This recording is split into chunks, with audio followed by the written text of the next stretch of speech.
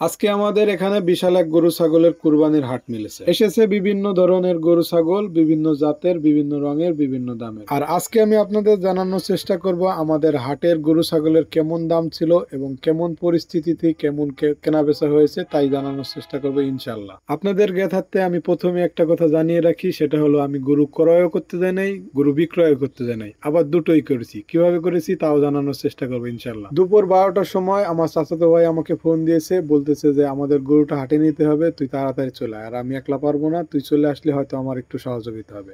আর যে কথা সেই কাজ, আমি চলে গেলাম ওদের বাড়িতে। ওদের বাড়িতে যে আমি প্রথমে ওদের গরুটা হাটে নিই। হাটে নেওয়ার পরে আমরা আমাদের নির্দিষ্ট স্থানে, মানে আমার সেজো কাকা একটা নির্দিষ্ট স্থান নির্বাচন করে রেখেছিল, সেই স্থানে আমরা গরুটা বাঁধি। তারপরে আকাশটা ভালোই ছিল। এখন হলো কিছুক্ষণ দেখার পরে একটু গরমের অবস্থা খুবই খারাপ। আর গরমের অবস্থা খারাপ দেখে আমার কেমন জানি মনে হচ্ছিল যে বৃষ্টি আসবে। আকাশের দিকে তাকিয়ে দেখি যে মেঘের ঘন ঘটা দেখা যাচ্ছে। আর ইতিমধ্যে আমরা যাওয়ার 30 মিনিট পরেই দেখলাম যে বৃষ্টি শুরু হয়ে গেল।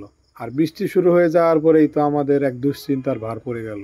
কারণ বৃষ্টি নামলে হয়তো ক্রেতা সমাগম অনেকটাই কম দেখা যাবে, যে কারণে আমাদের দুশ্চিন্তা বেড়ে গেল। তবে আমরা যেখানে গরুটা রেখেছিলাম সেখানে উপরে একটা পলিথিন, মানে তিরপল দিয়ে আমাদের একটা ব্যবস্থা করা হয়েছিল, যে কারণে আমাদের গরুগুলো ভেজে নাই। বারবার আমাদের বলতে আমি আসলে আমাদের বলতে আমাদের গ্রামের অনেক ভাই বেরাদার, অনেক চাচারা এই গরু নিয়েছে, যে কারণে আমার বারবারই বলতে হচ্ছে যে আমাদের গরু। যাই হোক, থেমে থেমে কয়েকবার বৃষ্টি নামলো এবং বন্ধ হলো, আবার বৃষ্টি নামলো। আমার নিজের কাছেও খারাপ লেগেছে বৃষ্টি হওয়াতে, কারণ বৃষ্টি হলেই অনেকটা হাটের অবস্থা খারাপ হয়ে যায়, অনেক কাদামাটি হয়, যে কারণে ক্রেতার সমাগম হলেও অনেক ক্রেতা আছে যে কাদামাটিতে নামে না। যাই হোক, এক পর্যায়ে বৃষ্টিটা থেমে গেল, আকাশটা অনেকটা পরিষ্কার হয়ে গেল। আর আলহামদুলিল্লাহ, বৃষ্টি শেষ হওয়ার পরে আকাশ যখন পরিষ্কার হয়ে গেল, তখন দেখা গেল অনেক ক্রেতার সমাগম। বিক্রেতাও অনেক ছিল, দূর দূরান্তের বিক্রেতা গরু ছাগল নিয়ে এসেছিল এবং দূর প্রান্তের ক্রেতারাও এসে হাজির হয়েছিল।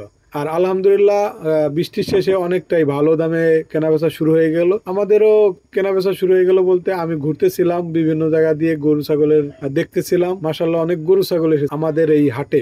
আমি ঘুরে ঘুরে দেখার পর এক পর্যায়ে আমাদের সেজু চাচার গরুটা যখন আবার দেখতে যাই, তখন যাই দেখি যে আমাদের সেজু চাচার গরুটা বিক্রি হয়ে গেছে। আমি যাই জিজ্ঞেস করলাম আমার চাচাতো ভাইয়ের কাছে যে গরু কি বিক্রি হয়ে গেছে। হ্যাঁ, বললো যে হ্যাঁ, আমাদের গরু বিক্রি হয়ে গেছে আলহামদুলিল্লাহ। 1,20,000 টাকা আমাদের গরু বিক্রি হয়ে গেছে। টাকা গোনাগুনি হচ্ছে, টাকা আমার কাকা এবং আমার বড় ভাই বুঝিয়ে নিচ্ছিল তাদের কাছ থেকে। তারপরে আমাদের কাজ একটাই, এখন তারা বলতেছে যে আমাদের গরু আরো 2 দিন, মানে কোরবানির যেহেতু 2 দিন আছে, আমাদের ওই 2 দিন আমাদের গরুটা আরো লালন পালন করে দিতে হবে। আর কি করা, তাদের কোনো রাখার পজিশন ছিল না, তারা বলতেছিল বারবার, যে কারণে আমরা রিটার্ন করে আবার বাড়িতে এনেছি, মানে আমার সেজো চাচার বাড়িতে এনে রেখেছি গরুটা। এই তো আলহামদুলিল্লাহ, নিয়ে আসার পরে আমরা 2 ভাই হাটে যাই। আর হাটে যে আসলে আমাদের তেমন কাজ ছিল না, তবে কাজ একটা ছিল। আমার কয়েক চাচা মিলে, তারা 5 ভাগিতে, এবং আমার এক ভাই ছিল সেই সঙ্গে, তারা মিলেমিশে একটা কোরবানি দেওয়ার নিয়ত করেছে এবং তারা গরু দেখতেছিল বিভিন্ন জায়গায় ঘুরে ঘুরে। আমিও তাদের সাথে ছিলাম। এক পর্যায়ে ঘুরতে ঘুরতে তাদের, মানে আমার চাচাদের একটা গরু পছন্দ হয়ে গেছিল এবং তারা সেটা দরদাম করে আলহামদুলিল্লাহ কিনে নিয়েছে, এবং কিনে নেওয়ার পরে তাদেরকে টাকা বুঝিয়ে দিচ্ছে।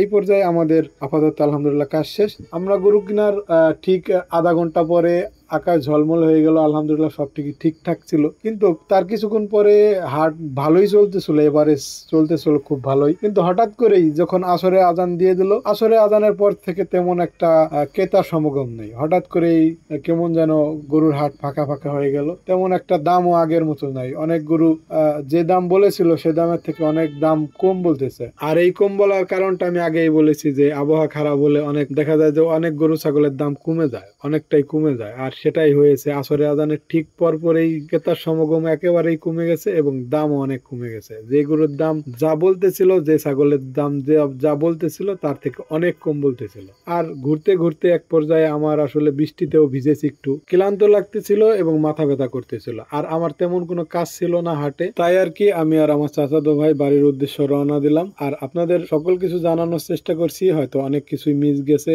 বা অনেক কিছু বলতে পারি নাই, তবে আমার চেষ্টা, আমার সাধ্য অনুযায়ী আমি বলেছি। কোনো ভুল ত্রুটি হলে ক্ষমা করবেন। আর আমার ভিডিওটা যদি ভালো লাগে তাহলে আমাদেরকে সাবস্ক্রাইব করে রাখবেন, আমাদের ফলো করে রাখবেন, আর পারলে ভিডিওটা একটু শেয়ার করে দেবেন। সবাই ভালো থাকবেন, সুস্থ থাকবেন। আল্লাহ হাফেজ। আসসালামু আলাইকুম।